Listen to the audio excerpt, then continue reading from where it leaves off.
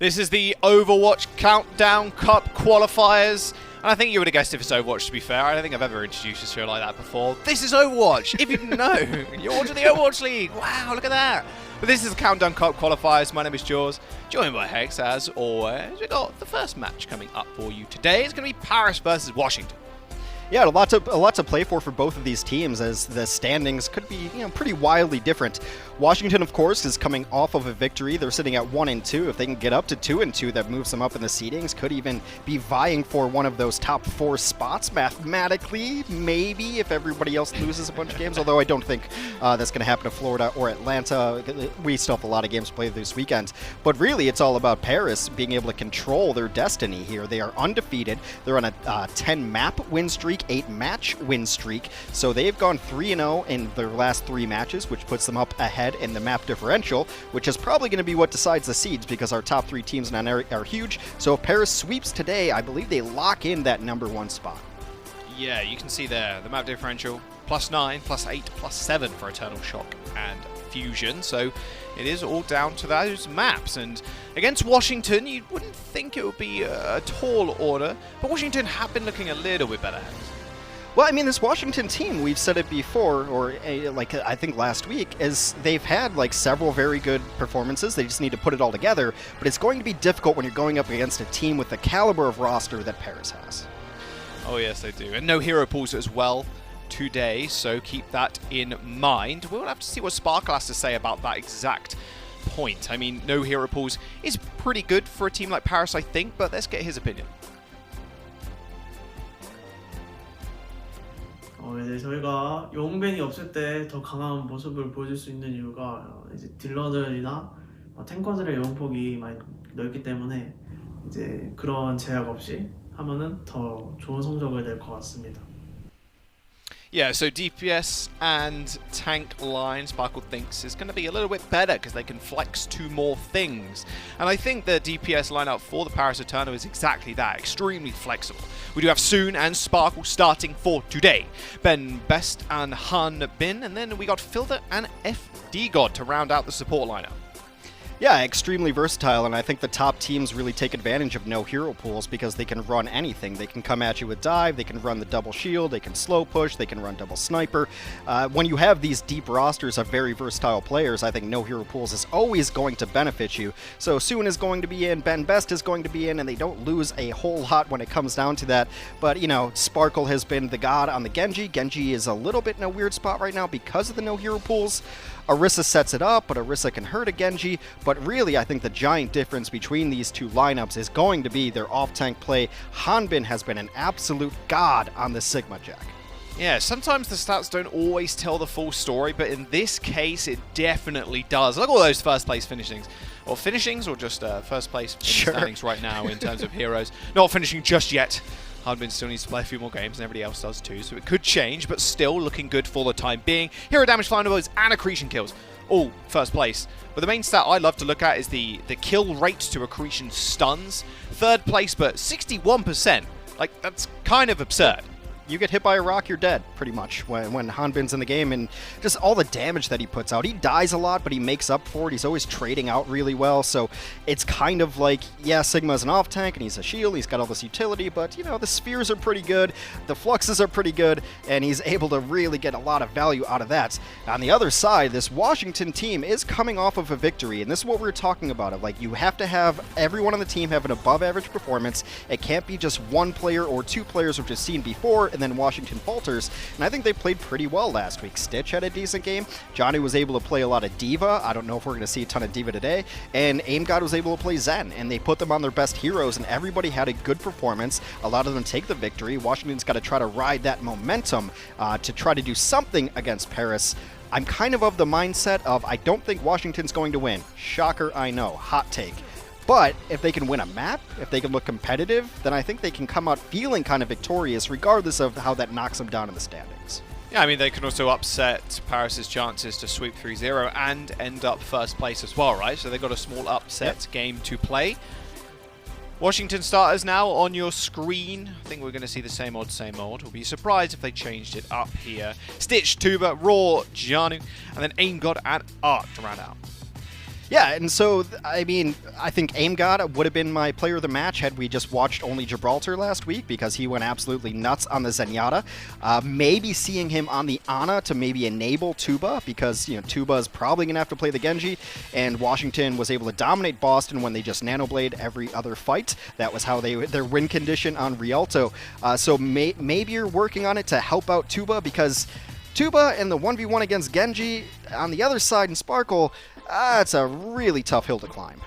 Oh, it's a humongous hill, and it's not just color-coded. No, orange does mean better in this case in terms of stats, and Sparkle #1 for his player number and #1 in stats in this little graphic at least. Yeah, Tuba just a little bit further behind, but it's sometimes fairly difficult, and I think for all roles, it's not just isolated to DPS support or tank. If your team is doing well, your stats are generally going to look a lot better than your opponents if your enemies aren't doing so well, right? So that's one of the reasons why Sparkle here is doing exceptionally well compared to Tuba right now. Let's have a look at the maps we're jumping into today. We got Soon, of course, in the roster, which Soon does normally start out for the Paris Eternal, so Control and an Oasis. We might see a little bit of Sombra here and there, but I can imagine Hex we're going back to what we saw before the hero pools. Orissa's definitely going to be back in, and maybe a touch of Ana as well to help these blades succeed. Yeah, I mean, look, Orissa's just really good. Her kit's very good. A lot of main tanks, much to their chagrin, have been like, well, it was really fun while it lasted to play Winston. Although I think you could have, theoretically, especially on Control, switch into dive compositions where you run like maybe a Winston and a Zarya on some. It's really going to depend on the stage. City Center would be one that you maybe want to run dive because the high ground is so prevalent, especially with the Spire in the middle. University plays very, very differently, so I'm excited just to see what these teams are going to run. Washington looking to upset Paris is perfect. Well, I mean, it's not a stage. I guess Countdown Cup. We used to have stages. Looking to upset that, and Washington has the talent to do it. A lot of these guys, runners-up from last year, some former Vancouver Titans on this roster, and it's a solid backline. I don't see it happening, but I'm willing to be surprised. And like I said, if Washington can just hang with Paris, it says a lot about them, because the gulf between the top 3 NA teams and everybody else is enormous. We'll see what these teams want to run. Of course, Symmetra will be the order of the day to at least roll out here. But I think Soon is going to play the Sombra. That's why you bring him in. If it was going to be pure hit scan, I think you'd see Exi. Speaking a little bit about that, Hex, the kind of the standings and how it's looking right now, middle of the pack does seem a little bit more all over the place. I mean, we saw Outlaws, of course, beat Valiant the other day. Justice 3-1 the Outlaws. Like, it does seem a little bit all over the show currently, so like I said before, definitely playing for the upset, making sure Paris can't clinch that first place seeding. Okay, let's get into the game at hand, though. Yeah, so it's going to be Soon, Sparkle on the Sombra and the Genji. And they're running Ben Best on the ball, however. So just dive, dive, dive. Assassinate Stitch. Trying to force AimGod's Immo field, Immortality field. And then they roll from there. Immo field, that's a new one. Anyway, the ball comes in, he gets the bubble. No, it is not. I'm not. Okay, we're not going to get into this. I've had an argument with Josh. I've had an argument with Bren, Johnny, everybody. Apparently well, let's be friends. Let's not argue. Okay, well, Tuba's not making any friends right now. Sparkle Lefty got instantly taken down, and Justice, not bad start whatsoever, in fact. They managed to get the point first. Oh, good play. It's great. Was able to take down Soon very early, and that means the rest of his team doesn't have to worry about hacks. They're able to push that advantage going forward without having the fear of Sombra in them, and then he's just able to absolutely clean it up. And now you're in a really great position with AimGod and Arc on the high ground, and Paris, they have to switch to this to try to contest it. Ben Best is going to go to Winston, so a classic dive here. Maybe Soon can get in position for a hack, but it's really hard to take this high ground back over. They're going to try to put some pressure on the point just to hope that someone comes down to contest, and Orisa will drop. Yeah, Ben Best is now switching over to the Winston, so the Wrecking Ball. Stuns are the aim of the game here for the Justice, making sure Ben Best can't really do anything, and he can't do anything anymore. Nice little hack, though, onto Janu. Can it be followed up? Bio Grenade did land once again, but Immortality Field has been used to make sure he stays alive. And with Paris having a main tank down as well, it's going to be almost impossible. Tuba setting up in the background. Beautiful reflect on the sleep there. Fielder takes a little bit of a nap and gets instantly killed. Our Eternals still want to run this, though. I mean, they've got Rally up now. They're willing to maybe make this work with the blade. Sparkle's going to go all the way into the back line, kill off Stitch. Arc and Tuba also end up falling down. That looked almost unwinnable for the Eternal, but they managed to turn it back completely. I thought the rally was a bit ambitious from FD God, but they made it work. Hanbin as well is going to have a Graviton Surge for the next fight. Yeah, Hanbin absolutely carried in that fight, and it's nice to see the Zarya back into the mix. If you get to high energy, too, even against double shield, it can be decent enough shield crack, a pretty big clip, and that high energy will burn down through those. Paris did have to commit 2 of the ultimates, though, of course, early rally, and then the Blade. Although EMP can win a fight on its own, so you can really keep your economy in good shape if you nail a good EMP here. Oh, I knew. Maybe this actually gets nanoed. So this is basically going to be wasted. Only a little bit of extra damage down. There's the grab. There's the EMP. Goodbye, Justice. 5-man grab, 6-man EMP. That'll be it, done and dusted. But now, well, they haven't got Nano to really back this Blade up with, so they haven't got too much coming into this next fight unless they can build the rally. And Washington Justice, on the other hand, they got 3 big ults online already. Maybe a bit of an overcommitment by using the EMP there. The grab and then the Winston jumping in looked like it was going to do enough. However, you don't want to commit a Graviton Surge and then not win that fight, so throwing the EMP after it, one of the fastest building ult charges in the game, not the worst of ideas. Washington didn't overcommit there. They ended up using Rally, which is not great, but they're in a good spot here at 72%. If they can get this cap, they're 1 fight away. Oh, Janu is trying to find somebody with this fight. It's going to run out in a second if he's not careful. Oh, FD God! Just gets evaporated. Yeah, just unfortunately is now just vapor in the air. That's unfortunate. And Justice even ended up capping too. Bembes did use that Primal Rage to try and disrupt the back line, but Janu taking out support is going to be bad news bears. Tuber as well, unleashing the Blade. I mean, you might as well. You've only got 10% ready to go. 2 kills for him. Sparkle comes back with the Blade of his own, though. Janu and Stitch end up going down, but Tuber finishes him off. Washington Justice in a very good position to take this first stage. And God's going to be able to come back with the window and Stitch with the High Noon as well. FD God gets booped off the point, but still manages to contest for OT, but ends up getting taken out and now soon chased off the point as well. Yeah, maybe a little bit of an early touch from FD God. I don't think he needed to announce his presence as early as he did. EMP will come off and get 3, but soon gives his life for it. Isn't going to matter, really. I mean, they're Nano in the Doomfist. Sparkle's jumping straight into the back line. Immortality Field goes down to save the rest of the supports. Stitch finishes off Hanbin, and this should just be it now. The Paris Eternal are going to get shoved off of the point. I was excited there for just half a second to see a Nano Doomfist from Sparkle, but got instantly shut down. Justice end up taking the first stage. City Center is theirs. Yeah, it might just be showing the difference between playing a Lucio and playing a Brigitte for FD God, because there were about 8 seconds, I think, left on that clock when he first started stepping a toe on that point. And had he waited, I think Soon was going to be able to rotate and touch it as the Sombra to at least extend over time to get back. Then maybe some people are there with FD God as Brigitte pushes in, but as it was, he just isolated himself, and they took down Brigitte very, very early. So Paris not with the best overtime strats there. They pay for it. Down the first round against the Washington Justice. Not a bad start whatsoever. I mean, that was down to, I think, the overcommittal as well by the Paris Eternal using that EMP as well as the Grav. Soon is going to be sticking on the Sim. We're seeing Sparkle on the Junkrat yet again. More of a control center vibe, but this map almost plays out the same way. Very small chokes, very low ceilings too. No open air. Raw ends up going down. The spam, really, from the Eternal was just kind of ridiculous. Plus, Soon is melting shields at record-breaking pace, too, because he's just holding left click, and he doesn't even need to hold W. X could just stand there, hold M1, and that is it. The shields die pretty quickly. I don't know. In Plaid, I tell everyone to always hold W. It seems like everyone's allergic to that W key there at that level of play. But yeah, you're right. He just sits there and burns down the shields. And then also with Sparkle there, I mean, this is a shield crack comp if there ever was one. Roar's going to go over to the ball because his shield meant very little there, standing in a static position as Orisa. Not going to be great. Just got send some. I hate that. Yeah, sending some turrets through. It is actually the most annoying thing in the world to play against as a support. Is very frustrating. When that first came into practice, when Symmetra got changed, that was the only thing I would see in solo queue is just a Sim with the turret teleport bombs, basically. Sparkle does end up going down to Tuba. This is a beautiful angle to actually hold with the Immortality Field and the window, but Tuba's there just to take care of Fielder, almost instantly killing him off after the Immortality Field went down. Tuba is now going to pay attention to the front lines, earn himself a blade. Might not need to use it here whatsoever as the tank line from the Eternal were taking absolute battering. However, decides to pull the blade regardless as that beat came through from the Paris Eternal. He's going to find one, gets booped away, but the damage has been done. The Justice are now just trying to take control of this point. FD God's going to come back in, but they managed to find the flip. You kind of wonder about that trade. I mean, the beat goes in to try to just get about 10% more, and now the tire is going to come over the top. Got to find something big here.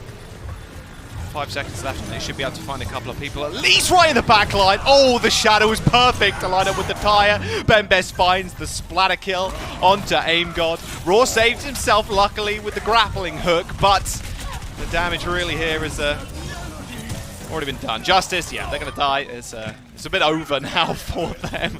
That tire, that recontest, in fact, was just oh so good. And Justice couldn't really get anything off there. They had the rally to back them up with, but the shatter from Bembes was just too good for them to really do anything. The Sound Barrier bought him enough time to get everybody back into position, and though they gave up the cap, they were in better fighting form on the comeback. Stitch is going to switch over here to the Ashe. Can be good against the Junkrats, of all things. No Genji on the side of Paris, so Ashe should be able to get some value. My Spark was already dead to Stitch.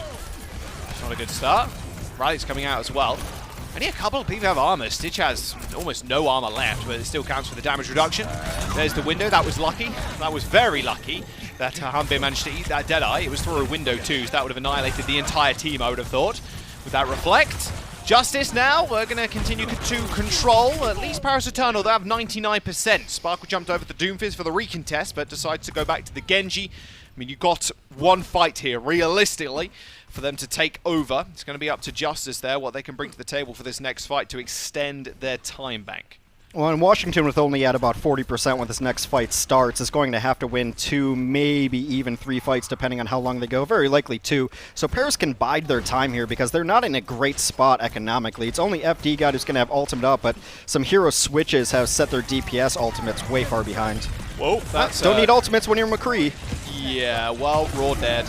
There's the Flux. If they even commit the beat here, they might not even need to be fair. They're going to do it just in case, and now going to push them all the way forward. Tuba still has this blade in his back pocket, but Paris Eternal managed to find the flip in the Chaos too. Now Justice already using that Immortality Field. They're up to 2, but now to try and get something done. Fielder in the back line manages to find the kill. The 200 ping Warlord is going to be able to take down Tuba, but it doesn't matter, because he actually gets taken out by Aim God, who used the mirror, used the window in reverse, so a late window for the Justice was all that they really needed.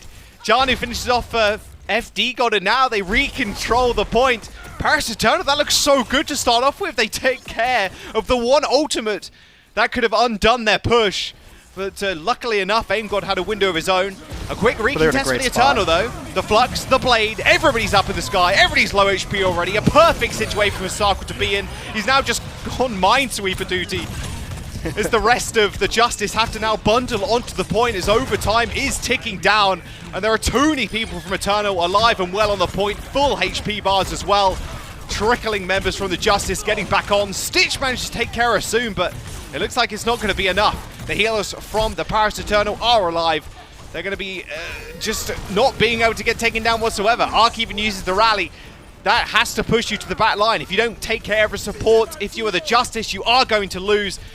Trickling members now, and this should just be it. No way they're going to be able to come back from this one. They boop them all off, and that will be it. They tie Oasis up 1 apiece as we jump on to the last stage now. The Eternal did a really good job of rebuilding those support ultimates. I mean, you saw the beat committed to the Flux earlier in the previous fight, and then another beat comes down. FD God getting beats about every 90 seconds. Obviously, playing Lucio suits him a little better than playing Brigitte. If he had his druthers, that's what he'd play. Fielder is dropping window every minute, so very nice. And it's a little bit concerning for Washington because right now, Tuba is having himself a hell of a game. He's got 23 limbs and 12 final blows. He leads the server in both of those regards by a pretty solid margin. And they're still unable to get it. So you're getting everything you want out of your Genji, but the rest of the team is just getting out-econned, and the ultimates seem to always be there from Paris. See what kind of compositions we see here. Yeah, Somber makes a ton of sense for Soon in this situation. And Washington going to run with the McCree yet again. It's crazy how scrappy some of these fights have been. Paris just willing to engage time and time again. They know if they at least get one pick, they can just try and out-mechanics Justice, and they've been doing that, or at least they did that on the University. Members back on the Winston. The high ground, though, is going to be so valuable here to the Justice. They have double shield, and they have Stitch on the Kree. Immortality Field's been burned fairly early, and, well, if you're in a winning fight there, or a winning situation even, it's just use the Immortality Field. I mean, your team is going to be more than safe just with the heals, but it just aids in the fact that you're going to be able to instantly kill everybody off. And you can play a bit more aggressive too, without the fear of just getting insta-killed. Justice once again end up capping the point first. Tuba adds on 3 there, and it's killing Sparkle first. That's absolutely brutal. How is Paris going to dive without Sparkle there? Like, Soon can get a hack, but Sombra has decent damage. It's not the damage and the finishing blow, not the burst damage that you would like out of your Genji to be able to dive with you. And when you're committing this dive comp and you lose a big piece of your dive, it's pretty much over. Really early window too. It's a mistake I think myself as a support player, like Baptiste in general, using the window early on to just force fights like this can be so valuable, because not only do you aid your team in just getting a whole ton of ult charge for the next fight, you're actually going to be able to reset your ult really quickly as well. I mean, the preceding fight, you're going to get a fair bit of ult charge. I mean, he's up to, what, 30% already? Bembes is going to find 2, though. I'll stop on my little tangent, as Jano also ends up going down. Supercharge is going to get committed as well. Wow, so just Justice throwing in so much into this fight. Tuba also uses Blade. This overcommittal, I think. I mean, they have got the Flux coming up now, but Paris have also got Blade and Nano and the EMP. So, once again, I think Justice throwing a lot more in than they really needed here. It's kind of a confidence issue, I think, is that they just don't know if they're going to win a fight. However, Washington is in a fine spot, going to be at 80+ when... if and when they lose this next fight, because EMP should be enormous here. Early hack comes in. A hack onto Aim God as well, so we can't use the Immortality field. The EMP is going to come out too, rattle through 6 people. And Paris Eternal, they all hit Q at once. Apart from FD God and Hanbin, who have the Graviton Surge and the Rally available now. That was a perfect setup from Soon. Hacking the Immo field away from Aim God, unleashing the EMP and the Nanoblade as well. And it's an instant teamfight win, and they do manage to cap the point, but Justice now with 97%. They can build up to 6 ultimates of their own, all hit Q at once, and this should be the map over and done with. Well, that's why I don't hate the overcommittal of the prior fight, is because it gets you to a single fight scenario where the other team has 0%. So you're going to be able to build up ultimates as long as you don't use them foolishly. I wouldn't mind a window here just because why not, but there's a grab. Very early grab, yeah, but he's dead. Focus the drone first, and that'll be... That's grab and rally. That's everything Paris had. And because, as well, you've got to think of how the Sombra actually works from these compositions. Oh, this is kind of gross, actually. Oh, no, the Arista even went golden or red in this case. Oh, man, that's pretty sad. But you've got to think how Sombra actually interacts with these the enemy composition here, and how Sombra in general works as a hero. Sombra needs a little bit of time. It doesn't matter if you're best Sombra in the world or not, to actually build up this ult charge. Because now Soon only has 50%, because that previous fight was so quick, it's going to be, in fact, a fight in a bit before Soon actually manages to build this one up. And Justice are in a good situation here where they have Bongo, they have Window and Rally into this next fight. And Fildo, not really near the grab either, not near the Nano either, because the rest of Eternal didn't take too much damage in that preceding fight because it was so quick. Now the Window's going to come in, but then Ben Best just waits it out and primals into the back line. Yeah, he's going to take a whole bunch of damage now. This is a free bit of Nano charge from Fielder. Should be able to get it now. He's 20% away from this Nano, so Nano Blade available rather soon. Speaking of soon, Ben Best is the most 75% on the EMP. Bongo coming out too. Sparkle takes care of it. No Nano needed, apparently. There we go. Eventually, at the end, he manages to cut down Raw. He's going after the front line now as well. That EMP just once again perfectly placed from Soon. This should just be it. Stitch might not be able to get back in time. 95% for Paris and building. Perfect ult economy. Justice now switching over to Tuber on the far to try and get some damage done. Humpin's also fairly well charged as well. Raw's going to come back on the ball to stall. Janu also with the Flux online. They've got a lot of tools they can actually work with. This is where they can actually touch. That is the question, Hex. Well, the ball got knocked back. Here's going to be the Flux from Washington try to get back into it, and they get 2. Sparkle, Fielder, dead. Janu with the perfect setup. They have the tools to do it with. Humpin takes out the grab as well. Where's the damage? You haven't really got any follow-up whatsoever. Stitch is going to be able to cut down Ben Best too on the Tracer. And now FD God trying to stall for some additional time. Washington Justice are in the perfect situation now to actually take this map away from the Eternal and actually upset them too. We spoke about this not only 5 minutes ago, Hex, how Justice are here to upset the Eternal. FD God, really low HP, is going to be able to come back to the point in time, but Raw slams them both down. 2 kills with 1 pile driver, and now the slow slogging and whittling at the health bars. The Justice forcing them all away. The Eternal are wiped clean off the face of Oasis, and Justice are going to be able to claim the first map in the series. A surprising result, I think, to say the least. Control can be a little bit volatile like that, but Paris sometimes just were overcommitting ultimates. It's what you don't see out of teams like Philadelphia, and why Philadelphia is able to dominate the competition is they always just have more in their toolkit. Paris with an overcommitment, but let's give credit to Washington where credit's due. Tuba had a great game. Johnny was there when the Flux really needed to come through, and he had to get it done. They Flux it, and that's just... Whew, I'm just stunned here. Ben Best was like leading his team in final blows, and the Winston I thought was going to close it out with the commitment to the Winston early. It allowed his team to get their ultimates up and maybe try to close out the fight, but Washington just come tearing back into it, and now Paris, their map streak is over, and that one loss might just cost them the top seed. That's pretty scary, and losing to the Justice as well must shake them up just a little bit. Soon as perfect with the Chaos as well. I think his EMPs were so good. It was just Janu being able to come back, like you said, with the Flux. Hanbin had to commit grab. There were just so many small plays there that just resulted in the snowball for Justice. Soon looking good on the Sombra. We'll see if he's going to actually stay in or if they do sub in Exi. But we're going to jump to a quick break, guys. Do not go anywhere. We'll be right back for map number 2.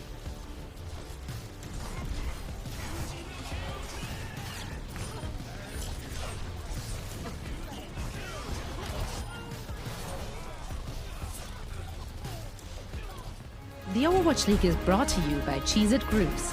Deep flavor, deep crunch. It's a mind crunch.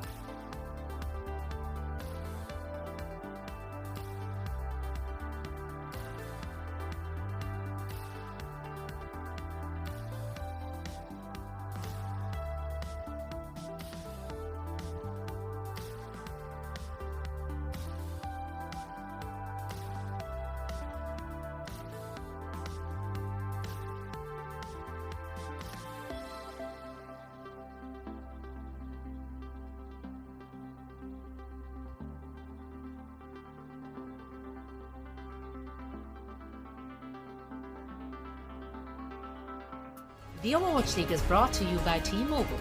Switch today and rank up to America's largest 5G network, T-Mobile.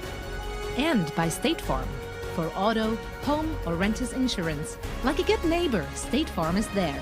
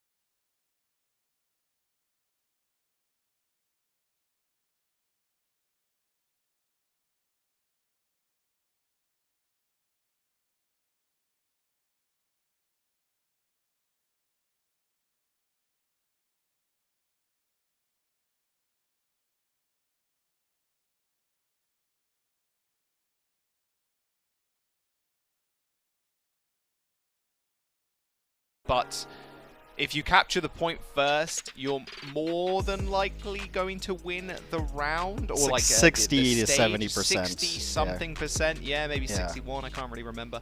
That was at some point in time. I'm kind of curious if that's actually changed, because that's just how it works. That's how the ultimate economy ends up flowing, and actually just being able to reset and take control can be fairly difficult sometimes if you don't win these neutral fights, and that's not really what it felt like Justice were doing. They were just playing the ult game rather well. Paris, it felt like, on the other hand, were being rather more scrappy. You saw Ben Best kind of jump in with the Primal Rage, and then they hit the rally to make sure they can continue to stick in the fight, and sometimes it snowballed out of control, and it was just Justice at the end, just being able to continue the fight with them in control of the point, which is way better if you're on the defensive situation, if you're on the defensive side of that. And well, it just happened from there. That is definitely a control map to look back at. I think there were a lot of small fights that were won that weren't necessarily caught on camera. Which I'm curious to go back and actually just review that with myself to see actually what went down. But let's jump into Route 66. Enough about last map. Washington Justice are up 1 now in the series. Well, no substitutions coming in, which means Soon is going to stay in. It's a very good Ashe map, Route 66, and the lore would suit that as well. It seems like the maps where the lore takes place always end up being a very good map for that hero in such an odd situation. You think of Volsky and Sombra. But Soon staying in just to play the Ashe is a little bit interesting here, as you'd expect. XE would be the choice, but Soon no slouch on the hit scan. We all know that. And it also gives them the versatility to run the Sombra. Paris is one of the best teams at actually coming through with hack eliminations. I think they convert 53.7% of Soon's hacks into eliminations, which leads the league by about 10%. So if the Ashe doesn't work as well as they want it to, then I'd expect them to maybe switch to a Sombra here.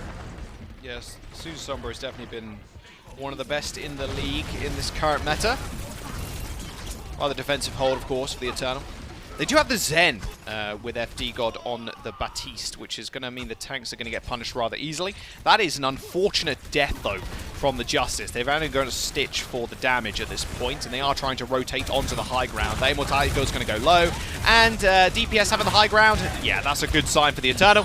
They're going to be able to clear the rest of the Justice off. I mean, as soon as you lose Tuba there, you're not going to be able to get much stuff done whatsoever, so them just kind of dying and getting ult charge was the best play, it felt like, unless a miracle really happened.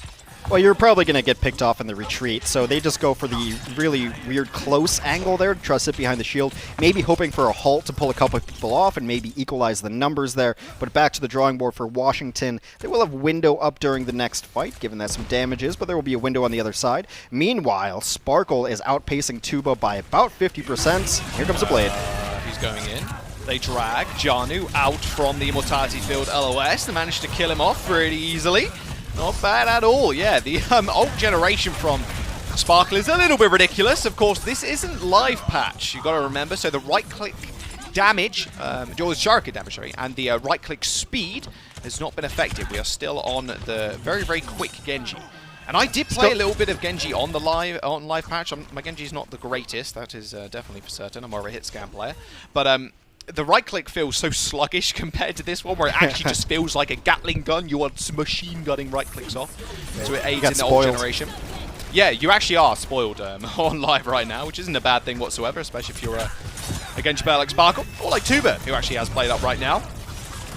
Question is, do they want to go in? No, they do not. I was going to say, actually, with Sparkle not having a dash, that would have been almost the perfect opportunity for Tuba to kind of go in and cut him down, but soon just clicking a couple of heads and then in the team fight there and then. Well, Sparkle's about to have another Blade, and, I mean, lapping Tuba here in this regard. Washington Justice are reaching their big ultimates, but Soon gets himself a nice 3-piece here. Ooh. Halt into anything. I mean, people are like, what's the best thing to combo with halts? And the answer is anything. Anything combos with halts. Able to clean that one up, and yeah, XE's very good, but the best teams have a lot of depth on that roster, and Soon showing that he still belongs on this Paris Eternal team. Oh, there you go, the window. I love the window, man. Oh, the Flux, the Blade. Oh, Tuba is so sad right now. Tuba is so sad. He's going to deflect the Blade, but it doesn't matter because he has no HP. Sparkle could easily go for the dash reset. Oh, he misses completely. Oh, run, Sparkle, run. The spawn position is so close. Like, Tuba is so sad currently. Right, I'll explain why Tuba is so sad. Spark was about 2 blades. Tube has been sitting on his for about 20 minutes at this current point. Like, it's incredibly disappointing to be in that situation as a Genji. Well, now they're only at 30 seconds, and they have to fight against Bob. There is a Transcendence, too, so even if this blade comes off, it's not going to be a Nano Blade anyway. The blade can come off, maybe Blade Supercharger. Supercharger has a really long range, but you have to put it out there so that he can try to get to the top here. And so there's a Supercharger right around the corner. See if Blade ends up coming out, but Bob should be on the field momentarily. Oh, man, I love Sparkle's in trouble. Just to try and find a pick. That was very close. FD Cord almost went down to the headshot there. Luckily, Stitch hit the body. Speaking of head clicking, Soon's got it under wraps. Immortality Field's already been used, and Aim got his dead. Transcendence to counter the Flux. Soon is pretty low in the 1v1. Duel against Tuber and Stitch. Armor for Tuber as he kills off Soon. He's on the high ground now, but can he get anything else done? He's going also low with Fielder managing to keep himself alive and the rest of the team. Tuber ends up falling now. It's the Paris Eternal in such a good spot to hold first on this point. With FD God opening, unleashing the window, now Washington Justice really can't do anything. Unfortunately, he's not going to get all too much done with it, but the tanks are going to get kept alive. Immortality Field's going to get used as well. Sparkle has another blade. Immo Field goes down, and so does Janu. And now they're all clumped up in that Mega Health Pack room with not a person on site on the payload. This is the Paris that we wanted to see and everybody expected, Hex. The Washington Justice are going to get held on first point as the Paris. They need 70 meters, and they'll claim the map. Only 2 eliminations for the Washington Justice on their offensive push. Soon and FD God did die once apiece. But I really like that window towards the end. And a lot of times we think of windows like, okay, it's better soldier DPS time from the Baptiste. But he's just sitting with that window and just pumping out heals. I mean, he's just amplifying the heals through there, and his tanks, they'll get down, like, just get chunked for a quarter, and then they're right back up. And it's got to be so frustrating as an offensive. Like, we're putting in all the damage on these 2 heroes, and I don't even see their health bars going down. So the window for a healing boost there, to throw down all of the splash damage up top. Not the best angle to get anything done, and then the blade to finish it off. You don't want to be in a room against Sparkle's blade. That goes without saying. So now Paris looking to tie up this series. Only need 70 meters of push here. Not even have to capture first point. Whew. Yeah. Oh boy, I was actually in the same situation as this the other day. It just brings back nightmares. I think Route 66 especially, I don't know what it is about this It's a weird map. It is. The first point is just, it feels so awful sometimes to defend and to attack. You either get rolled or you get held like for so long. It does, yeah, it does feel like one of the two. Very rarely are you like stopped at second. Well, full hold for the Justice. I mean, you might as well get 2 fights out of it, maybe. The car obviously only moved up to where that Mega Health Pack room is, so it's a little bit less than that. As soon as they're on Sombra, which is quite surprising, to be honest. Oh, dear. Well, uh-oh. Stitch and him got already dead. That's not good. At least they can get another fight, like I said, though. Sees the brig in the train car. It's like, nope, I'll go up top. Yeah, that coach can't get onto Raw. Next fight is very over. But yeah, this is it. 2 fights. That's what they needed. But as you do win a fight, you normally gain a bit more ult charge, and that's exactly what a Paris Eternal now have in spades. Sparkle and Soon up to almost 70% on theirs. Yeah, I like the ball here too. I mean, especially if Washington's able to retake the high ground, ball is great to just pile drive that up. Only 1x on the cart right now as Paris is you can swing. Prioritizing just holding high ground. He was grappling hooked on there, so you could actually just swing around and move yourself when you were pile driving, so that was a nice little pile driver. But the problem was, Soon was on high ground alone, and he ended up going down. Well, not alone, he had a couple of people with him, but he does end up falling regardless. Now Paris is just going to wait this one out. Yeah, 100%. You wait for the blade to come and then use abilities, and then hopefully Soon can pick it up in the back, and they're just waiting for Soon to be back in the mix. Here's blade. Immortality Field has already been used by FD God. Sparkle is going to be a little bit of trouble if he goes too deep. He managed to find 1 kill and dash out, but Janu and Raw end up cleaning up Sparkle and Hanbin. And with Stitch being alive and well in the backline too, as soon as that blade does go out, you're betting that Sparkle doesn't really have any dash resets left available to him. So if Stitch doesn't fall, he's going to be very, very sore loser in that situation. Instance and situation. Those words are very similar apparently in my brain. My reading comprehension strikes again. Perfectly cromulent word. I'm for it. Well, Washington's going to have the rally here too, so it's going to be very difficult to get like a bursty kind of kill here, and especially with Blade gone now. Maybe you send Bob in to create some space. Now you just probably back off and wait for this window to go away. Oh, oops, daisy. Doesn't really want to use Paris his has shift. Transcendence too. Like Transcendence to be able to deal with this blade. Nice knockoff. Great minds. Coach gun though from Stitch to actually get himself on the high ground so he doesn't instantly go down. However, Raw was left alone on the high ground on the gas station, so Sparkle took care of him rather easily. Aim God dead. Sparkle now on the other tank. Janu also falls. Fielder has been traded, and Stitch's Bob's at least doing a little bit of something. Tuba's blade's going to have to be absolutely massive though to get anything done. He's found Sparkle, but Sparkle takes the health pack away from him, and Tuba ends up falling. Oh, the melee kill to finish him off, and Paris Eternal now in a good situation to actually just end the map right here, right now. Sparkle takes care of Ark and is now stall picks for the Justice to get back onto the point. They do use the supercharger, but Hanbin's there to actually take care of it, as well as that Transcendence to keep everybody alive.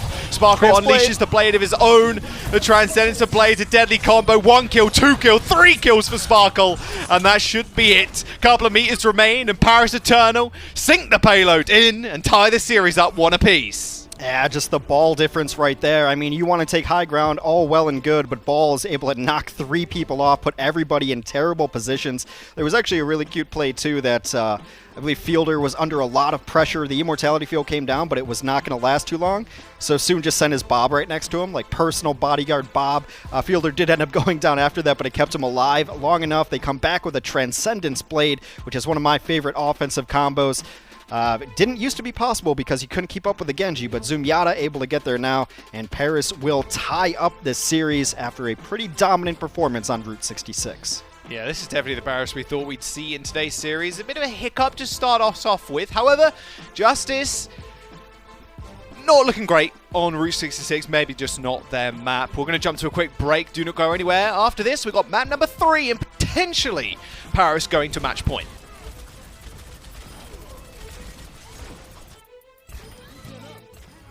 Coca-Cola is the official refreshment of the Overwatch League.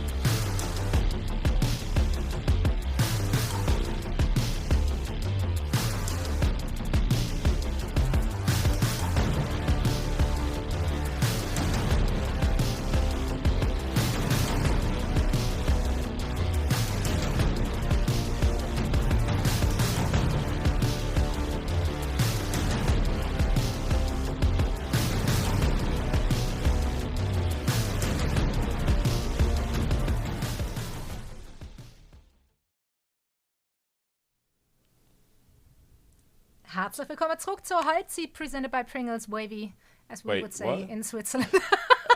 That surprised you, didn't you? This is a game break presented by Pringles Wavy. We are back again, Zoe, Costa, and Reinforce at your service. And the current state of things is actually 1-1 between the Paris Eternal and the Washington Justice. So let's talk about how we actually got there, because I think a lot of people wouldn't have expected the Justice to actually walk away with a victory on map 1. Reinforce, maybe break down what went right for the Washington Justice. Ja, så det började ju rätt jämnt mellan båda lagen att de come on, guys.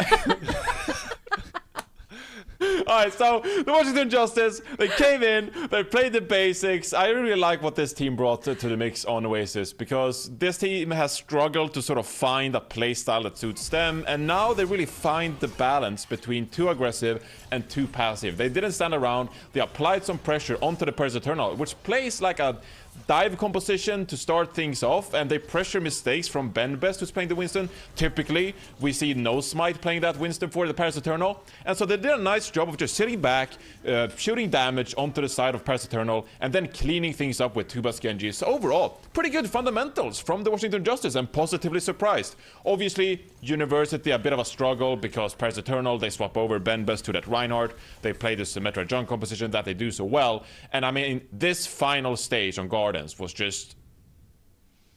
Stay tuned, because we got a crunch time. That's all I'm saying. It was back and forth, and it could have definitely gone either way. We definitely have to like shine a light on that very moment to really break it down in our crunch time. However, first, we want to talk about that second map, Costa. That was the dominant Paris we expected to come into this match from the get-go.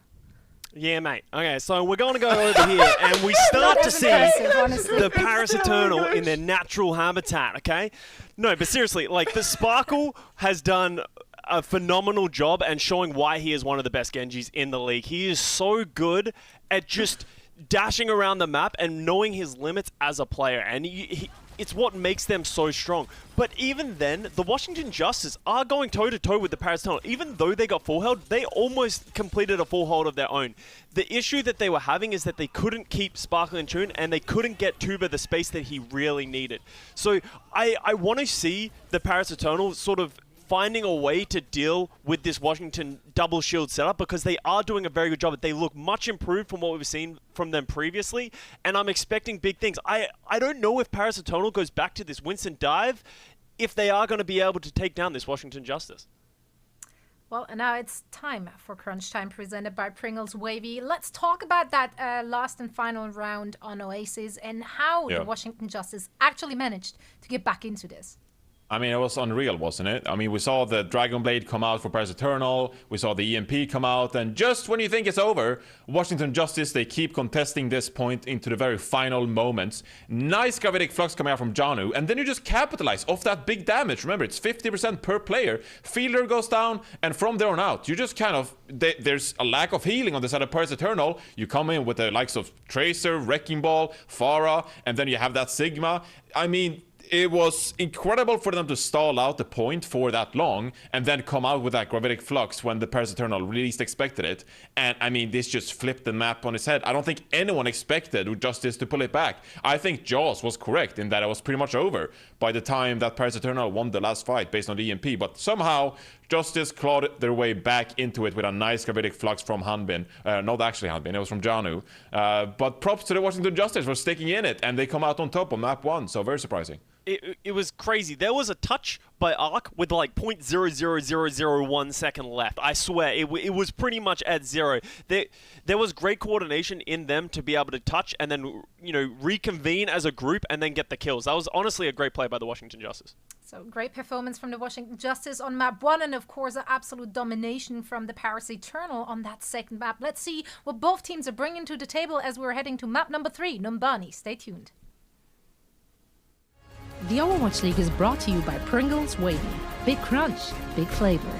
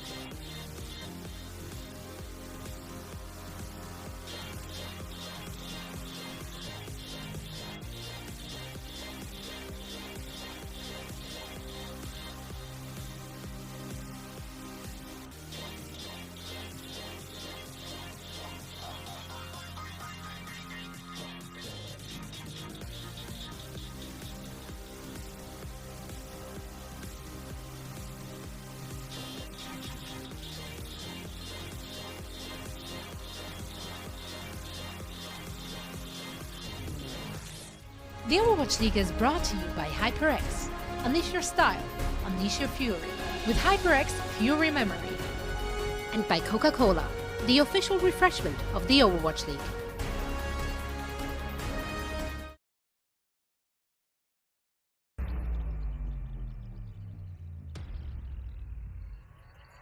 Does come out as well. That's going to be a big move once again. Ben Best launch into that. Directement accompagné du mur du son, ça mettra Roar et Arc au sol. Roar qui tombe en premier. Le mur du son de Arc qui a été utilisé aussi. Donc and I think FP got hit barrier during this, and it doesn't do enough to save his life or him. Sauvé par une contre-charge là sur le choc. C'est incroyable. La frappe de Doomfist. They're all tied up in the series. The Justice and the Paris Eternal are facing off right now. The Justice with a nice map 1 on Oasis managed to take it 2-1 in stages, and now we saw Paris, they fell held. And they were managed to cap on Route 66. So, a bit of a different story for map number 2, but we're jumping into Numbani as our hybrid map hex. We've got a small substitution too. We're seeing no smite come in for Paris as Ben Best takes a little bit of a step back. Yeah, maybe this is to play a little bit of Orisa, you'd imagine. Maybe on defense they're anticipating something like that on the high ground of Numbani. I love Numbani. You can see a lot of different things. Dive still works, bunker still works. You can do several different things. A lot of times it's just a variance of the offense or the defense. Running a dive defense can be kind of difficult, though Philadelphia likes to run a dive defense on Numbani. But generally on Numbani, the defense is going to play a defensive comp and the offense can play an offensive comp. I know that sounds like a deep dive analysis there, but really you can dive in on the offense and bunker up on the defense. So Numbani will be the map, and yeah, no smite coming in makes me believe that he's going to be their Orisa player, but you know, he's no slouch on the dive tanks either. Yeah, especially first point, I can imagine they're going to run a little bit of dive if they're on offense. Yeah. Probably a little bit more Orisa on the defense, although I guess you can run the Winston. I do prefer on this map specifically just changing off when you do cap first or you lose first, and then going to the other main tank. The other main tank that is playable. It's kind of funny to say that, really, but Orisa is just so good. Just everything, surviving, comboing with the team, right-click, like the Halt is definitely one of the best abilities in the game because it's like a mini grab if used correctly. And yeah, Orisa, basically what I'm trying to get at, Orisa's absurd. And the Fortify also pretty good at stopping fluxes too. Well, yeah, I mean, she wasn't always absurd, but like when I think she came out in beta, well, not beta, but like when she came out on the test realm for like a week, I was like, oh, okay, so this Halt ability is ridiculous, and when pros get a hold of that, that's gonna be nuts. But the rest of her kit wasn't all that great, and I think she got a couple of small buffs throughout the time, and then it just made her like oppressively good. So on defense, we are gonna see the Orisa and Sigma combination, the double shields, and then they will run, of course, an Ashe here who has taken over Soldier 76's long-range damage role on Numbani here. Used to be a Soldier 76 map, but then Ashe is like, hey, I do everything better and I have dynamite. So now Soldier 76 doesn't get played that much. I've seen a little bit of him lately, though. A lot of variety in the last couple of matches we've seen, which has been really fun to watch. Paris right now has a interesting composition with an Orisa and a Winston. They will switch on to a full dive with a Sombra, at least to scout here. And Sparkle will go to the Genji. So a dive composition for Paris against a more double shield composition of Washington Justice. Oh, do you remember when Orisa Shield and just all barriers in general had more HP? Yeah. Oh my word, that was... I tried to block it out. My therapist said I just moved on from that, but thanks. Yes. Sorry. Oh, the torturous double shield meta with what felt like 1 billion health on shields. Builder's dead. That's I think he got pulled in. He did, yeah, he did. He had bubble on him, but Zarya bubble instantly dies to everything that Washington Justice threw at it, so that was unfortunate for Fielder. He's going to go for a reset. Soon tried to get a little bit of time on point there, just make use of the fact that Justice was pushed so far up. But it's just going to be up to him now to try and build the CMP, and it's going to be a little bit more difficult because there aren't as many kind of avenues to attack, especially as there's 2 main points where you can kind of chip away at people, and they have 2 shields, so... Yeah, I think Summer's really good if they're holding the back corner, but when they're holding stairs like this, it's hard to get a hack in. Gets Tuba, though. Yeah, and also, No Spy's actually just basically pincering them too. So Justice couldn't actually engage on Tuba and actually help him because No Spy was body blocking. They do end up trading as Builder once again ends up going down, but this is a perfect start for the Eternal now, as the Washington Justice have only got Stitch to rely on the damage. Soon Spark will end up taking down Raw and Arc as No Smite and Hanbin were just sitting in the front. And Hanbin almost earned himself a Graviton Surge in that engagement too. Yeah. What an amazing hack from Soon, just catching Tuba completely unawares. Yeah, and then Sparkle comes in to finish it off, and as you mentioned, No Smite was just blocking the door. That's where the Winston almost always wants to jump, so they were likely anticipating it, but does a great job getting all the cleave. He earns his way up to a Primal Rage, and then Hanbin at about 80% energy, just beaming everybody down afterwards. And just a moment about Hanbin, I mean, this is what makes MVPs in my mind. Being good on several different heroes. We've got a lot of really good single heroes. I don't want to call them one-tricks because no one in the Overwatch League's a one-trick. But Hanbin's been doing it on so many good heroes. 6-man hack! What an EMP! And Sparkle's got the blade as well to boot. That window disappears, of course, when it does get hacked. And Sparkle, he don't need no blade. He can just finish it up. Just using the right clicks. Tuba went in for the kind of counter dive to try and level the playing field, but it was just a race there of health bars. But when you all hack, there's not really much you can do. Plus, Eternal did end up rallying in that engagement as well. Justice just wiped Eternal wiped the floor with Justice on that second point, and that's going to be one fight wonder for the second. However, they managed to get back on with 1 meter remaining. The blade, the nano, right on top of the heads of the Justice. The mech goes down. Baby Diva falls. Raw's going to go down too. The deflect did a little bit of work there for Tuba, but the rest of the team are going to just scurry back to this last point now as Paris capped the second point. 5 minutes in the time bank as well, moving to third. I would have liked that a lot better from Washington had they not used Rally, because they're able to get the nano and the blade out, which is fine. And if you're going to lose a fight, just lose it wholly like that. You're going to be able to set up here on the last point anyway. But to commit the Rally to think you're going to win that fight when it just seems impossible. Here comes a grab. That's a beautiful bubble too. Unfortunately, it didn't actually do all too much. The healing was of course blocked, but the Immortality field perfectly placed from AIM got outside of the bubble to make sure the LOS wasn't broken on Stitch.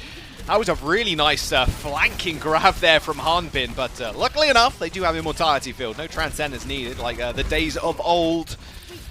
And the team fight will end with Justice picking off a few more members, but Soon, yeah, trying to back cap. Gets a couple more meters, but that's about it. Soon is back cap. He tries it more than any other player over the last 3 seasons of the Overwatch League. Yeah. He always goes to that back cap. Punished this time, though, unable to translocate out. Wonder if they found it.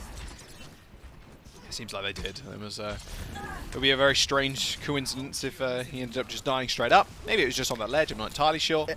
Justice able to win that fight with only Supercharger, and I don't know if the stats still hold up, but at one point in time, Supercharger was the most impactful ultimate as far as swinging team fights, and you see just why there. Even Bob got the Supercharger on him. Well, they've got a perfect storm almost now. Rally. Oh, Tuba is sad again, dude. Oh, there's nothing you can do, man. They've all got Rally armor. Rally is just ridiculous. You can see why Brig has played so much. Nano, we got the blade, although he's not going to use it just yet. Not there. And there we Didn't go. Yeah, Raw is gone golden or red. And now the Immortality field up on the high ground. Even Bob being thrown in, but Sparkle's just going to get these dash resets in this small building. No Smite pushing them up the stairs, basically hand-delivering Sparkle the kills. There is going to be one ult coming out the doors for the Justice. It's going to be the Flux. Can Johnny make do with it yet again? Of course, we saw that on Oasis. But it's going to be a miracle on ice, really, for him to do anything here. There's going to be Stitch on the payload to solve some extra time, but Tuba ends up coming in with a double kill of his own. EMP lands on 4, but it doesn't manage to get Janu. And now they're going to be all on the payload, and yeah, Eternal just going to leave the payload and just go for it once again. EMP just not really finding what they needed.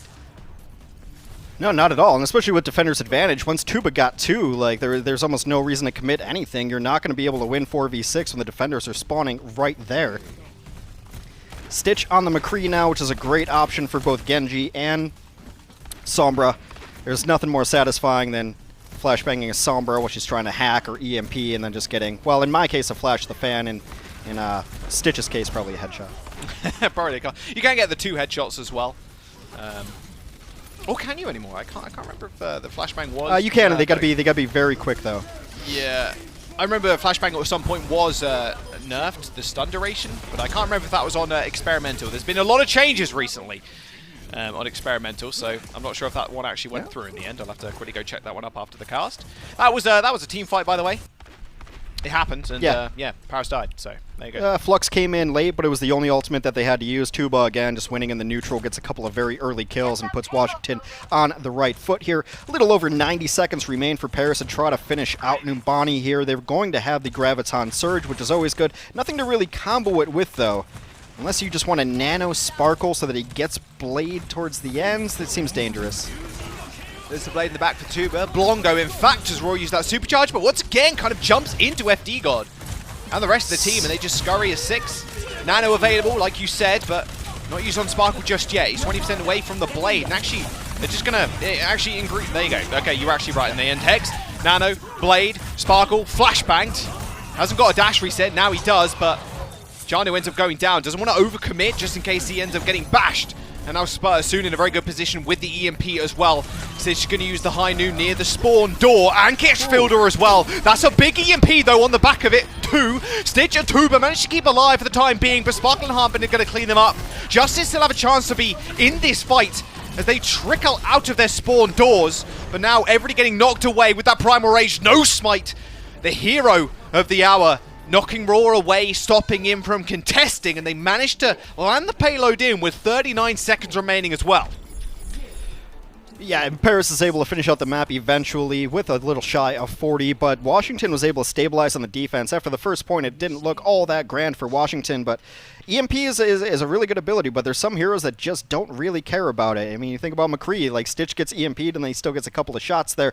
Paris able to finally close it out. It's a really nice primal at the end. You don't have to kill people, you just have to get the objective. Objective-based game, and No Smites Winston comes in, knocks them around, and yeah, No Smites Winston is actually been pretty solid this year. I don't think there's a giant gulf between him and Ben Best Winston, but No Smites Orisa may be what we see on the defense here. We shall have to see, but Paris looks like they want to run a dive defense, so might just be a map difference. A lot of times teams will scrim with different heroes on different maps because of the versatility, but if it ain't broke, don't fix it, and Paris's dive has looked pretty stout thus far.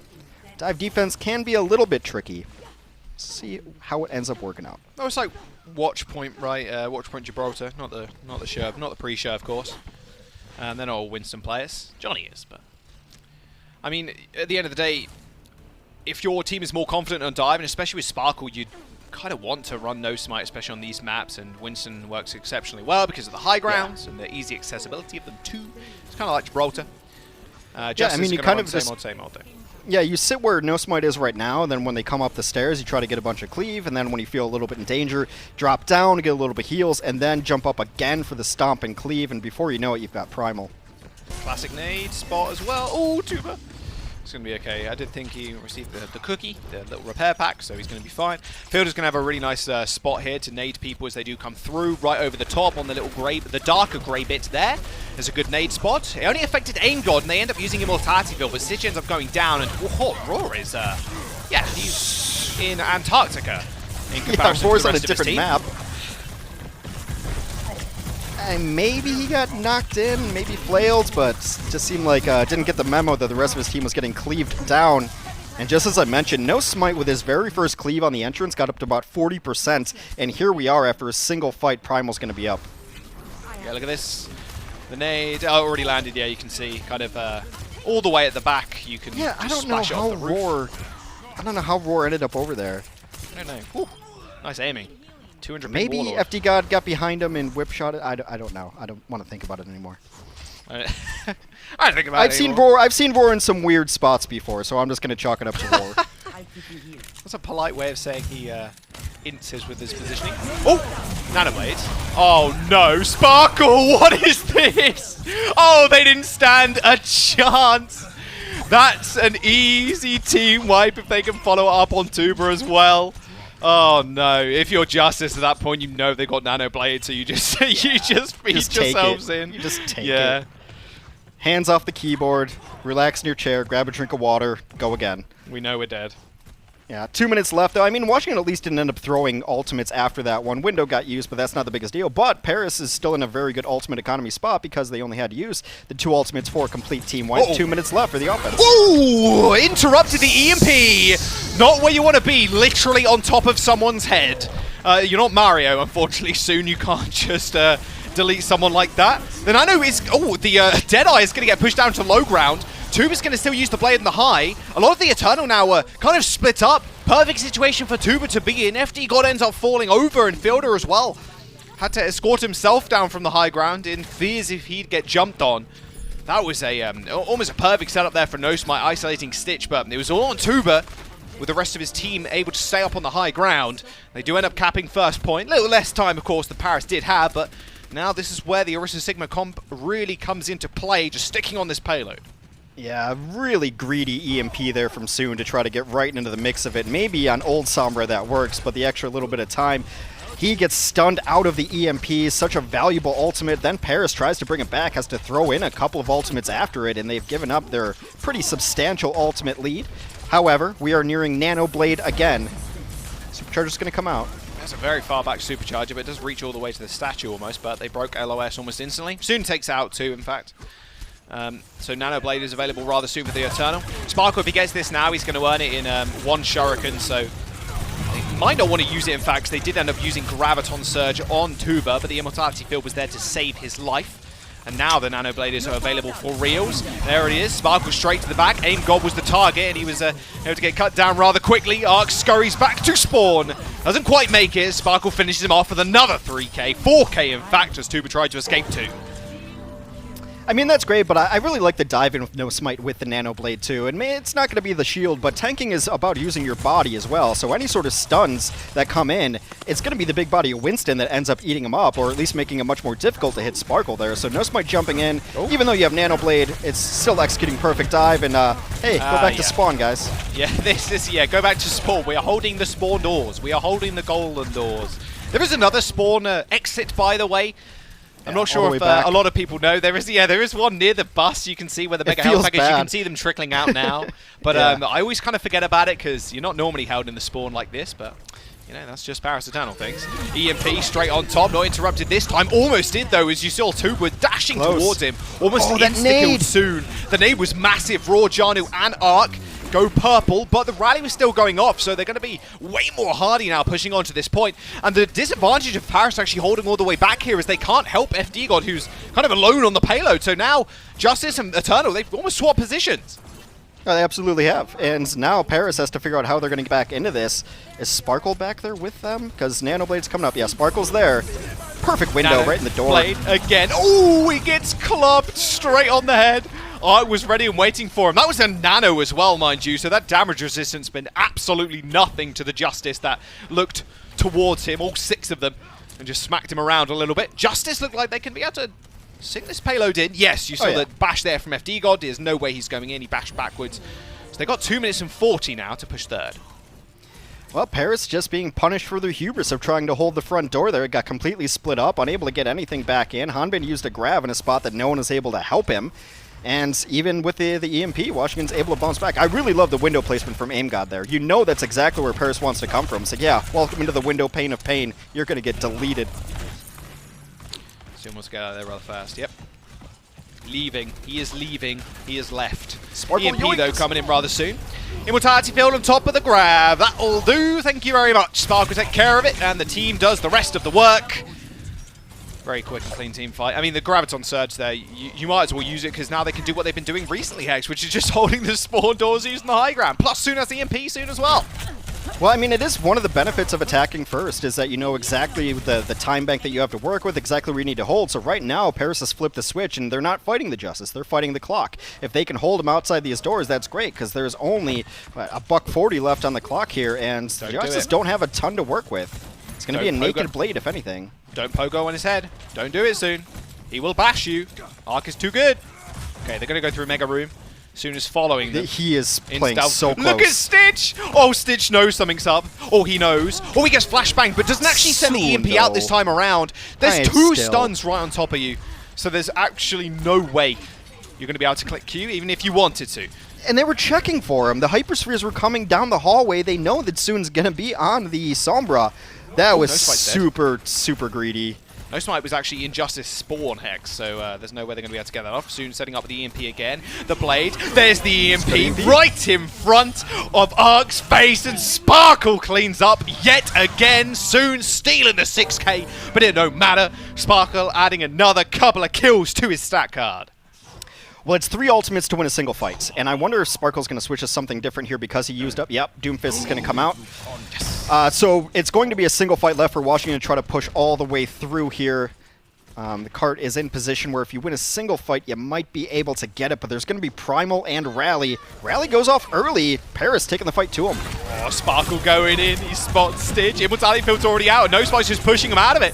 They're going to have a trouble actually getting back to the point, mind you.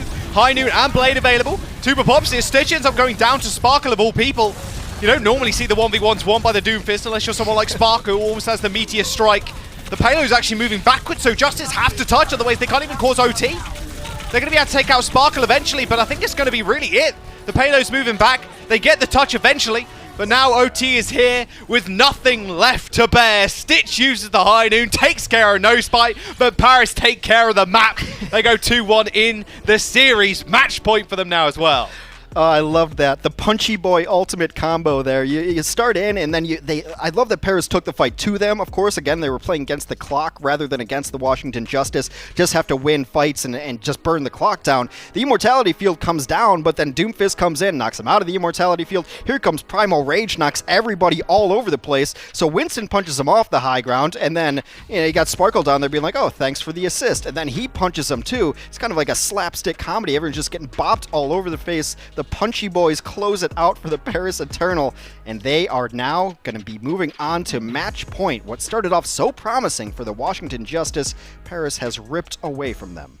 Yeah, it does feel, I will say that, going back to that analogy, it feels like a pinball machine, you know, when you're on the ball's on the bumpers, yeah, just like right. bing, bing, bing, bing. That's how I feel like as a support sometimes, just go bing, bing, bing, bing, bing, bing, bing, bing, bing, and then the ding is actually just me dying and them getting the kill. Paris up 2-1 in the series. Can they close it out next map? We'll have to wait and find out, or can Justice bite back? They had a good Oasis, not too good in the last couple of maps. We'll see how their mental's holding up. We're going to jump to a break. We'll see you in a bit. The Overwatch League is brought to you by T-Mobile. Switch today and rank up to America's largest 5G network, T-Mobile. And by State Farm. For auto, home, or renters insurance. Like a good neighbor, State Farm is there.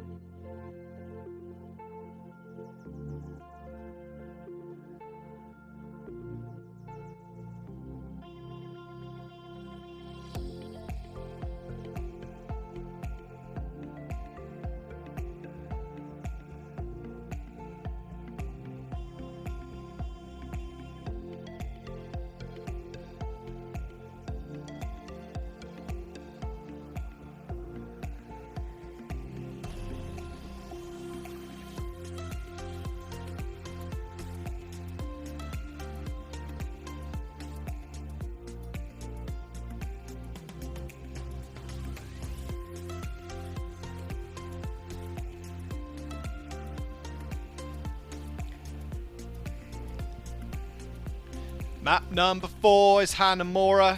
Washington Justice need to find something here to keep them in the series, Hex.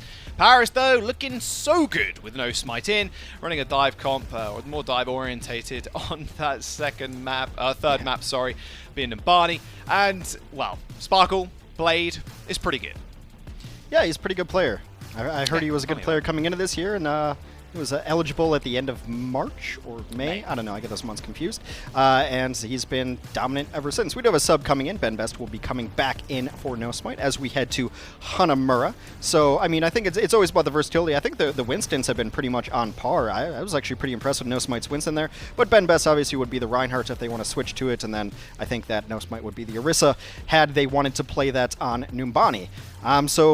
Yeah, I mean, look, Paris is a really good team, but I do want to give a little silver lining to Washington Justice. So when we start comparing these middle-of-the-pack teams against, like, the best teams in the league, there are teams that are just getting bodied by the best teams in the league. Like, not even close best teams in the league. Like, not barely taking a single point on Gibraltar kind of bodied.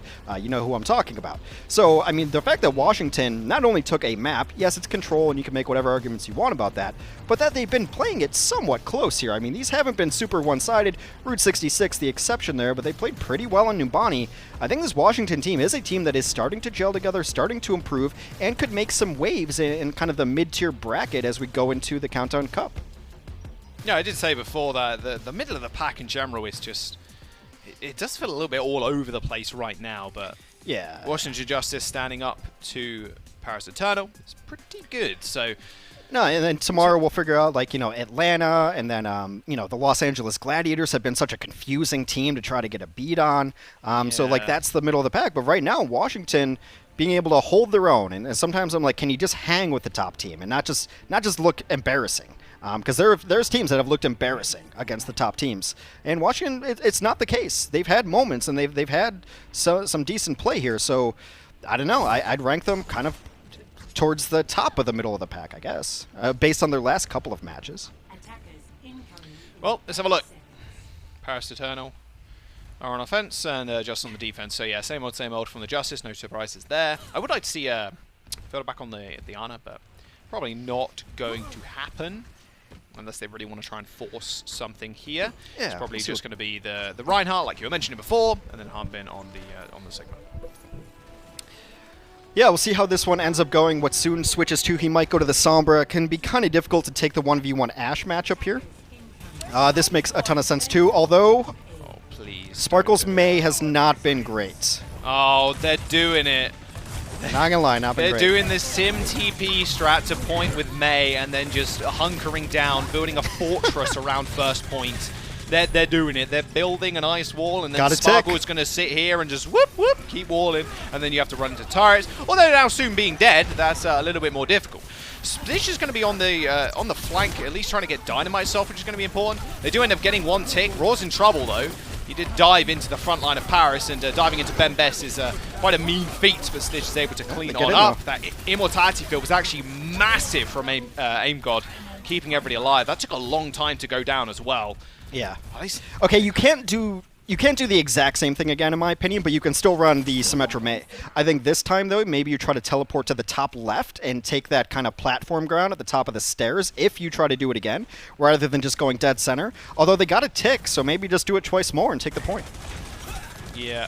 Nope. Yeah, that's the top left, yeah. Called it. Pretty big brain of you, Hex. I got my moments. I got my moments. They are few and far between, but I got my moments. That's at least what I say to myself. There's the blade. Shadow on the ground. Doesn't quite hit anybody. I think 4 to 5 from Orisa there stopped a lot of that going through, but it doesn't matter because Sparkle and Hanbin are doing the rest. Ben Best just swinging through the shield. I think that's one of the most satisfying things is the Reinhardt just swinging on an Orisa and a Sigma as well. Shields ain't going to stop my massive hammer clobbering you. 5 minutes and 20 seconds going on to this second point. What an ultimate economy as well for the Eternal. They got Blizzard. They got that Flux, and they're going to have Beat as well. I mean, this is enormous. If you can get any sort of decent Flux and maybe just force them to play on the point if at all possible, then throw the Blizzard underneath them, that would be huge. Soon is also nearing his ultimate, which can be great for getting entry on this map. Oh, there's the really early Flux. Counter Flux too, but Hanbin ends up going down. They're going to use the Beat as well. Committed. I believe both of them got interrupted, except Hanbin actually just died to get his interrupted. Janu maybe got rocked or something. Not entirely sure what happened. We'll have to go back into the replay. However, with your off lane going down, you're going to want to reset. There's actually no way you win this one. Sparkle just waves. Here's the question, though. Do you stay on these damage dealers, though? Yes. I mean, check marks are, alluring. Sparkle is sad.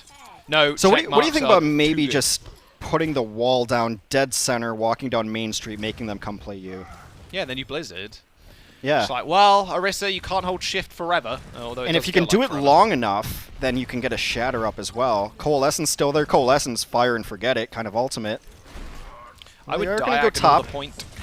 Yeah. I, I mean, this ult is... point from here. I think people still don't understand how good this ult can be. Oh, the bait. The bait and the TP hex. They've done it. There's the wall. There's the slightly diagonal wall. Blongo's going to come out, but Tuba... Oh, Soon didn't stand a chance. Yep, the rest of them are going to go down. And now, I think you switch Soon at this point, absolutely. Yeah. I don't think you keep him on the sim, but you keep Sparkle, 100%. He's got Blizzard. Blizzard is a team fight winner. Oh, he goes to Genji. Okay, so complete switch up, in fact. I just think Blizzard is too good here, because there's not a crazy amount of mobility. However, you could definitely argue that there's a lot of survivability through the Blizzard. I know, but I think they made the decision of they were going to use that comp for last point, and that Blizzard needed to come out right away. Like, as soon as you teleported, it needed to come out immediately. It did not. Yeah. And I think they agreed, like, let's try this once more. If it doesn't work, we're switching comps, because you see almost everyone has switched to different heroes here, and at 3 minutes, it means that you're at least going to get one ultimate push.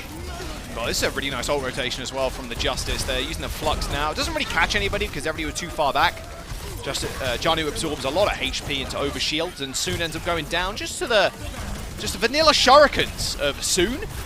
And Tuba in general, and Aim God, mind you, as well, are getting so much damage in. There's actually an absurd amount of damage from both Tuba and Aim God, just the crack shots that they are, of course. Justice going to hold once again, and they're going to have Blade and Rally for the next fight. Eternal had to reset their entire ult bank when they switched Hex apart from their tanks. So Hanbin now only getting Flux online. Fielder, luckily enough, being Batiste, is going to be able to get Window up, but no Blade to be seen just yet. Yeah, not the greatest fight for Paris either. They didn't really get all that much ult charge, although, the DPS are nearing it. 2.5 minutes means you have 2 more pushes here, which means 2 more attempts at the right-hand side, essentially, because it's the best way to go in if you're not going to run the Symmetra onto the points. You kind of have to take this high ground, otherwise you're just low ground eating shots all day. Okay. So I want to see where Sparkle is. He's off to the side, just trying to build up this Blade as quick as he can. Tuba's going to go pretty low as well, but Sparkle's actually forced people off the edge. That pincer maneuver, not too kind if you're a Sigma. Stitch has that bob, even uses that coach gun to get away from absolutely nothing. Blade's going to come in, and that'll be a couple of dashes and a couple of kills for Tuba. Make that 4, in fact. And that's a team kill as well for the Justice. There's Time Bank getting whittled down. And they even use their Window and the Flux. Paris Eternal kind of bleeding right now. I think the only time Washington had any deaths was on first point, because I'm looking at the stats, and they all only have a single death. And that was very likely first point. The second point is notoriously difficult for the offense, because you have to use ults just to get in. And then this area here is just perfect for flankers, whether it's a Blade or a Pulse Bomb. You know exactly everyone's going to be hanging out on the stairs. I mean, you don't want to play on the stairs. The sextuple and they just get completely rocked. Yeah, that was nice.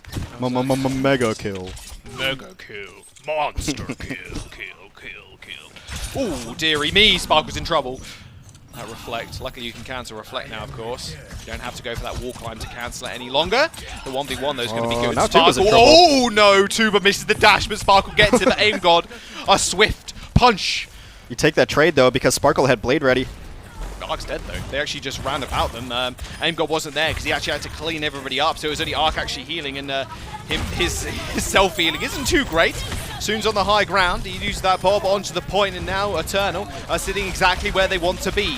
1 tick on the board with a second maybe coming up. If they push Justice off, they eventually get it with Sparkle now earning the Blade. He's dashing high in the sky, spots one, Tuba dies, and a rock will help him secure another one. FD God takes care of Stitch, and now it's the ball on the point to stall. The rest of Eternal managed to make it on board in time. 19 seconds as well to spare. They just wanted to make sure they didn't do in OT. Justice, though, with a very nice win condition coming into the next round. That was a very stellar defense for the Justice on second act. The early Genji battle changed the shape of that so much, because Tuba went down, obviously, then Sparkle went down, but that allowed Soon to rotate to the high ground, which is one of the greatest spots you want to be with distance damage dealers. So he's up there just poking away, gets a fire, and takes down the Sigma on the other side, earns a bob, tosses it on the point. But then it was, I believe, Aim God who had killed Tuba earlier, so he comes up and tries to battle Soon. Soon gets away, but then the respawning Sparkle comes up and deals with Aim God. It's like you have to have somebody to be able to deal with whoever's on that high ground, because it's so far away from the points. You have to have high ground tanks or a Genji to be able to deal with whatever's up there. And so the late respawn from Sparkle comes in, is able to take down Aim God. That's the majority of their healing. And it's just so interesting how that one little interaction of both Genjis going down changes the scope of the battlefield. Soon feels comfortable there, and then the rotation from Aim God up top to try to take it away. Then Sparkle comes back and takes it away. I mean, high ground is everything, and they all battled for it. And a lot of those little micro battles really shaped the final push for the Paris Eternal.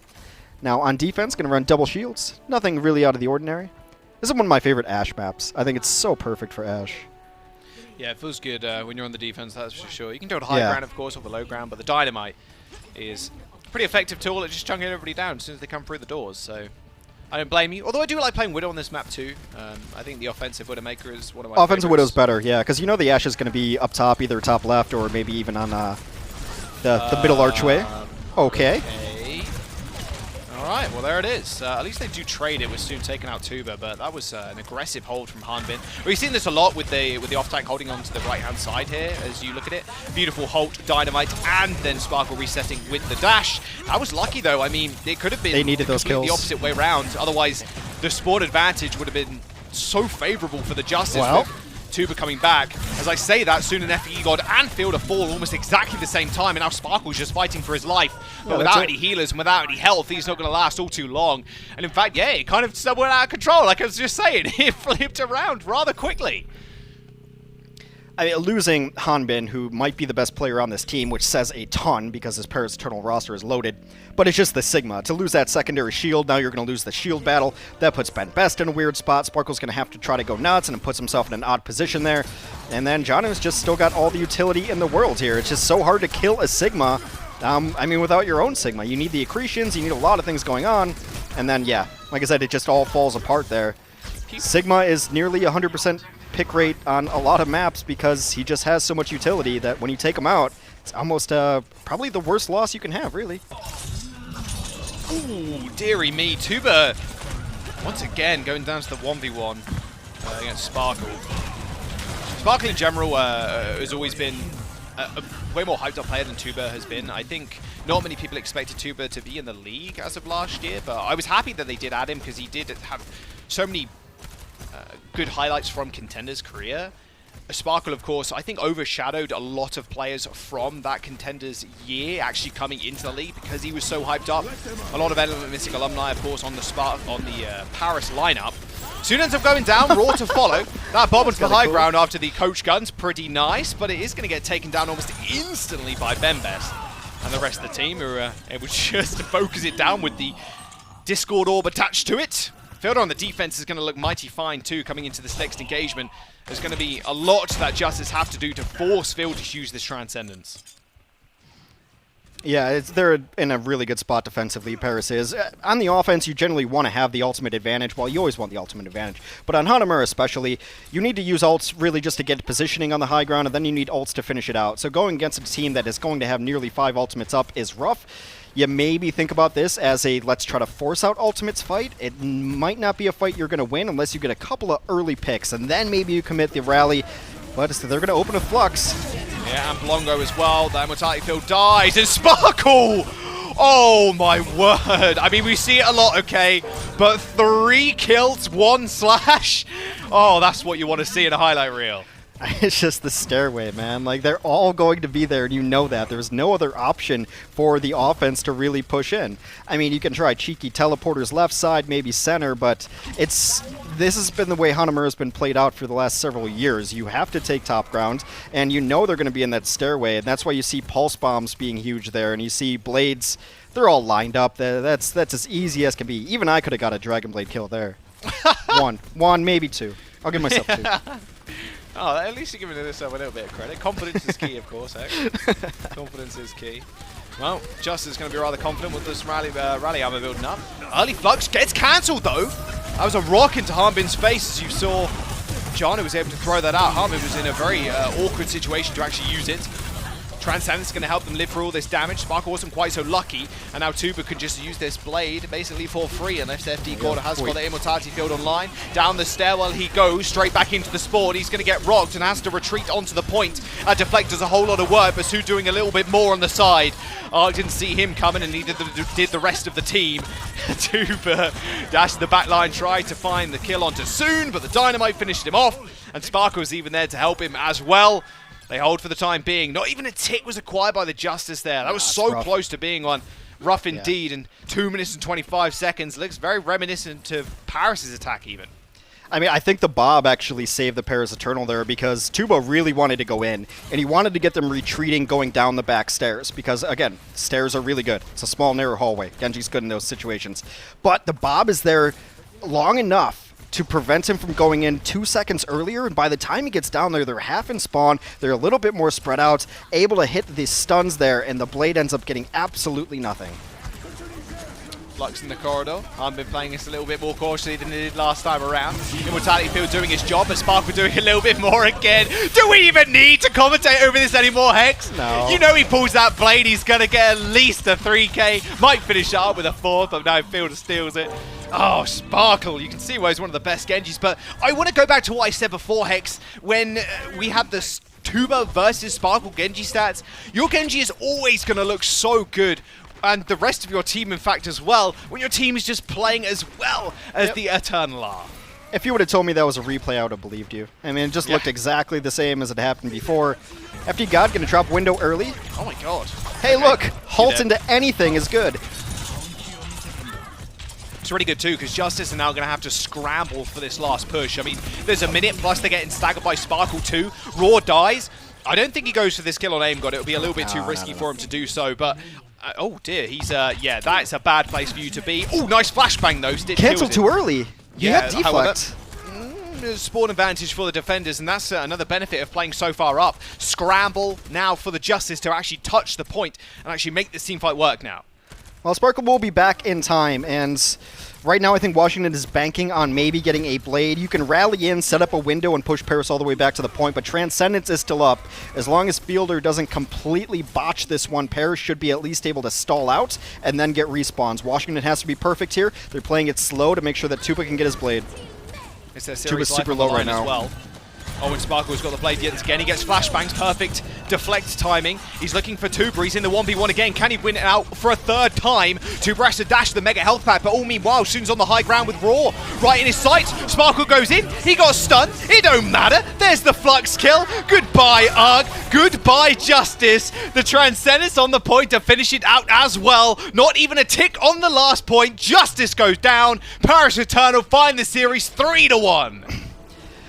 We previewed the 1v1 stats between both of these extraordinary Genjis, Tuba and Sparkle, and yes, those can be misleading based on if your team is winning, if your team is losing. They can be skewed one way or another. It's very difficult to have good contextual stats in Overwatch. However, the straight-up 1v1 fights, Sparkle won every single time, at the very least forcing Tuba out of position, if not straight out killing him several times. Sparkle was the better Genji in the server today by a pretty decent stretch, and... I mean, if you're Paris, you're just kicking yourself over that first map. You would have been the #1 seed, locked in, easy. Now you have to hope that Philadelphia and San Francisco drop a map. Very difficult scenario. So Paris could have locked it up. A little bit of stumbling, but I do like how they bounced back. On the other side, Washington didn't look terrible. Washington looked reasonable. And that's kind of what all we expect out of these mid-tier teams versus the big three in NA. Yeah, they were +9 coming into today with a 3-0 record. So, yeah, it's 4-0 now, but it's only a +11, not that +12 that they wanted. So, yeah, like you said, shock, if they do win 3-0, they're going to be up there as well. They unfortunately don't lock in that guaranteed first place seed. However, still a lot to play for. Let's have a look at the Xfinity player of the match, though. Yeah, I think you can guess who it is already. He had a couple of good Dragon Blade kills. Only a couple. It's going to be Sparkle for the Paris Eternal. He's finding it once again. And this hold on Rialto as well. Not Rialto, sorry, Route 66 was also just spectacular. It did feel like Washington Justice had a leg up in this series after the Oasis match, which was extraordinarily scrappy, but Paris got it together almost instantly on the second map.